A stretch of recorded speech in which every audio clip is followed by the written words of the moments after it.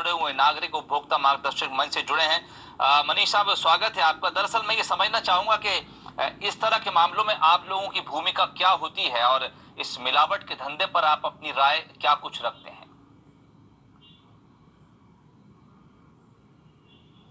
देखिए, मैं सबसे पहले आपको बताना चाहूँगा कि चूंकि एक ही लेबोरेटरी थी हमारे मध्य प्रदेश में जी। तो हमने वर्ष 2017 में एक जनहित याचिका दायर की थी माननीय उच्च न्यायालय में। उसके बाद फिर सरकार ने घोषणा की कि 4 और बड़े शहर जो है उज्जैन, इंदौर, जबलपुर और ग्वालियर में इन प्रयोगशालाओं की स्थापना की जाएगी। उसकी घोषणा हुई थी और उसकी प्रक्रिया अभी चल रही है स्थापना की, यानी बहुत शीघ्र ही वो हमको मिल जाएंगे, अवेलेबल हो जाएंगे इन 5 शहरों में। दूसरी बात, हमने एक बड़ी मांग और की थी कि मोबाइल वैन होना चाहिए जो अलग अलग शहरों में जाके इसकी जांच कर सके। तो ये भी सरकार ने एक शुरू किया था और 2 मोबाइल वैन बनाई है जो अभी शुरुआत हुई है, भोपाल में चल रही है, और एक अभी उसको अन्य शहरों में भेजने की प्रक्रिया चल रही है। यानी बहुत जल्दी हमको उम्मीद करते हैं कि हम 6 महीने साल भर के अंदर हमको ये लेबोरेटरीज और ये मोबाइल वैन उपलब्ध हो सकेगी प्रदेश में। तो एक जो समस्या आ रही थी, जो सर ने बताया कि केवल प्रयोगशाला एक है और लंबा समय लग जाता है वहाँ जांच में, तो उस पर कहीं ना कहीं थोड़ी राहत मिलेगी। ठीक। दूसरी बात हम ये बताना चाहेंगे कि जागरूकता की कमी का भी एक बहुत बड़ा कारण है कि हमारे प्रदेश में लोग कम जागरूक है मिलावट को लेकर, तो मामले ज़्यादा सामने नहीं आ पाते हैं। तो कहीं ना कहीं सरकार की एक भूमिका होनी चाहिए कि लोगों को जागरूक करें, कि वो जागरूक और इस तरीके की मिलावट के खिलाफ आवाज़ उठाएं और शिकायतें करें। अगर ये 2 चीज़ हो जाएगी तो बहुत जल्दी कहीं ना कहीं हमको मिलावटखोरी पर नियंत्रण स्थापित करने में सफलता मिलेगी। 19 का मनीष शर्मा साहब आपके पास आना चाहूंगा।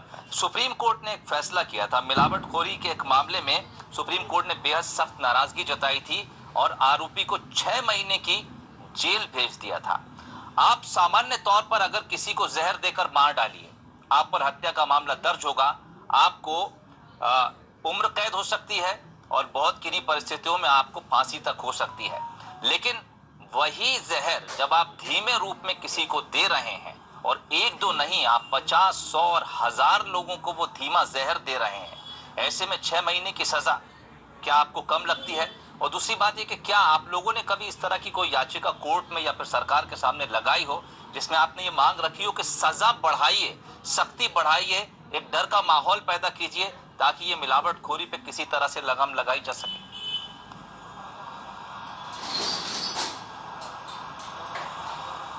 जी हाँ, आप सही कह रहे हैं कि हमारे यहाँ सख्त सजा का प्रावधान नहीं है, इसलिए लोग जो इस तरीके के क्राइम करते हैं वो बच जाते हैं, क्योंकि 5-6 महीने की सजा भी जनरली माफ़ी हो जाती है, जुर्माने के तौर पर ही छोड़ दिया जाता है।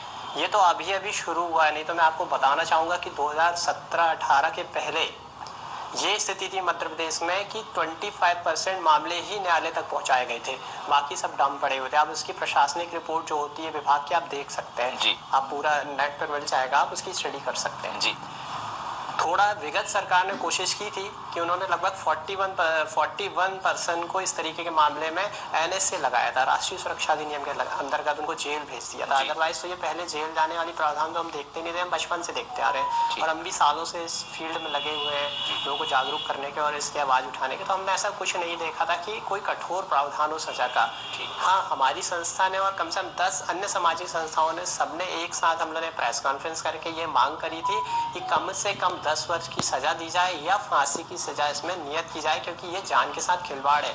इसके लिए हमने चीफ जस्टिस ऑफ इंडिया को भी लेटर लिखा था, हमने प्रधानमंत्री जी को भी पत्र लिखा था, हमने राष्ट्रीय मानवाधिकार आयोग को भी पत्र लिखा हुआ था और मध्य प्रदेश के भी सभी इसी तरीके के जो अधिकारी हैं और आयोग हैं उनको भी पत्र लिख के यह मांग की थी कि इसमें कठोर से कठोर सजा का प्रावधान किया जाए और अमेंडमेंट किए